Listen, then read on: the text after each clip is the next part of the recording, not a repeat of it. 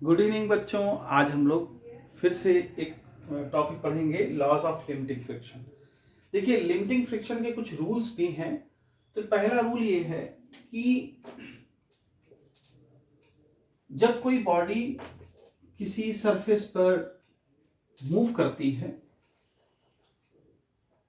या मूव कराना हो हमको, तो उस वक्त जो फ्रिक्शन फोर्स होता है वो हमारे जिस जगह पर रखा होता है, यानी जो कांटेक्ट एरिया होता है, उस पर डिपेंड नहीं करता। मतलब कि अगर मान लीजिए कि कोई बॉडी अगर इस तरह रखी है, जैसे ये ऐसे, ठीक है, ये सरफेस और यहां ऐसे रखा हुआ, तो कांटेक्ट एरिया इतना छोटा होगा। ठीक है, अगर इस बॉडी को हम ऐसे रख देंगे तो कांटेक्ट एरिया बढ़ गया।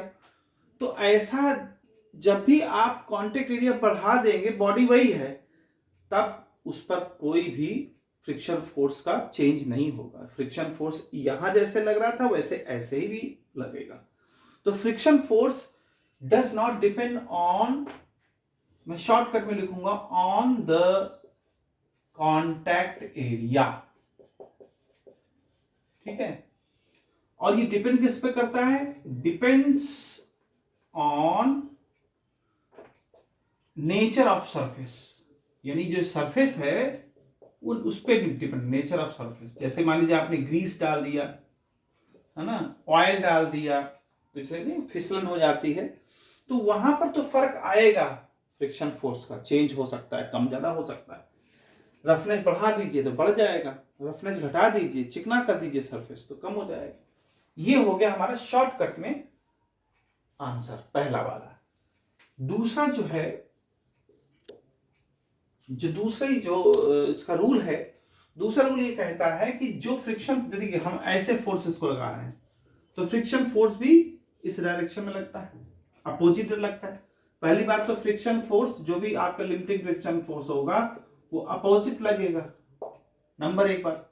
और टेंजेंशियल लगेगा। टेंजेंशियल मतलब जैसे कांटेक्ट एरिया ये है आपका, तो टेंजेंट आपने पढ़ा होगा ना मैथ्स में, जैसे मान लीजिए ये कर्व है, तो टेंजेंट ड्रॉ करेंगे तो इसको छूती हुई लाइन, इसको टेंजेंट बोलेंगे। तो इसका कांटेक्ट जो ये है पॉइंट, कांटेक्ट जो लाइन है, उसी के लाइन के टेंजेंट, टेंजेंशियल होता है।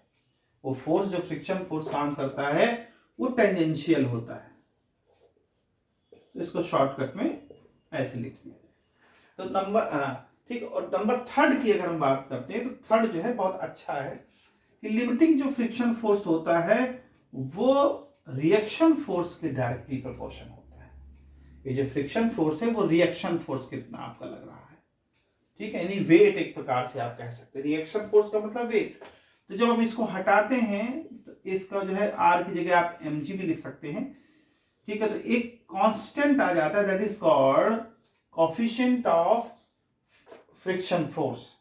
ठीक है, that is called coefficient of static friction force भी कह सकते हैं, लिमिटिंग फ्रिक्शन फोर्स भी कह सकते हैं, और काइनेटिक भी कह सकते हैं। ये डिपेंड करता है कि कहां बात हो रही है, किस तरह की बात हो रही है। तो ये coefficient of static friction force कह सकते हैं। शॉर्टकट में मैं लिख दे रहा हूं, coefficient of static friction force, इस म्यू एस को कहते हैं। अब अगर म्यू एस को हम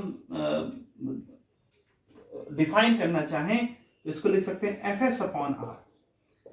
तो कोफिशिएंट जो है लिमिटिंग फ्रिक्शन फोर्स का वो हो जाएगा कि friction, it is the ratio of friction force, limiting friction force to normal reaction force. तो इससे हम रिप्रेजेंट कर लेंगे।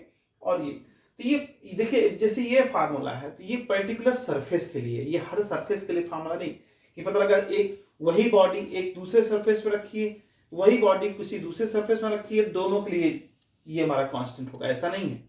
ये वैल्यू चेंज हो जाएगी, ये डिपेंड करेगा पर्टिकुलर सेम सरफेस के लिए और सेम बॉडी के लिए। तो उम्मीद है बच्चे समझ में आएगा। देखिए, पहले मैं एक बार फिर से रिवाइज करा दे रहा हूं।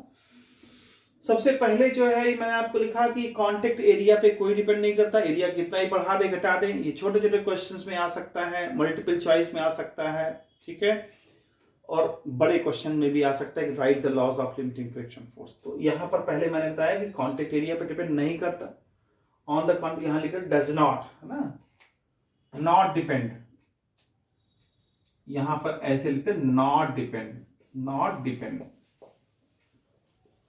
On the contact area and depend on nature of surface. तो मैंने आपको बताया जैसा सरफेस होगा, रफ होगा, कैसा हो।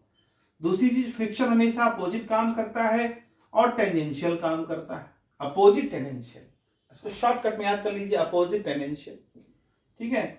और नंबर 3 आता है कि जो फ्रिक्शन फोर्स होता है वो रिएक्शन फोर्स के प्रोपोर्शनल होता है।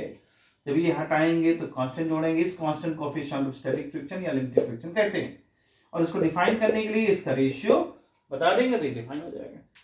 ठीक है बच्चों, तो उम्मीद है ये चीज समझ में आई होगी। इसको हम नेक्स्ट टॉपिक ये अब नेक्स्ट टॉपिक हम नेक्स्ट वीडियो में डालेंगे। छोटा छोटा मैं इसीलिए बनाता हूं ताकि आपको चीजें छोटी छोटी समझ में आए। और जब आप हमारा चैनल सब्सक्राइब कर लेंगे तो प्लेलिस्ट में जाकर के सारी चीजें आपको मिल जाएंगी।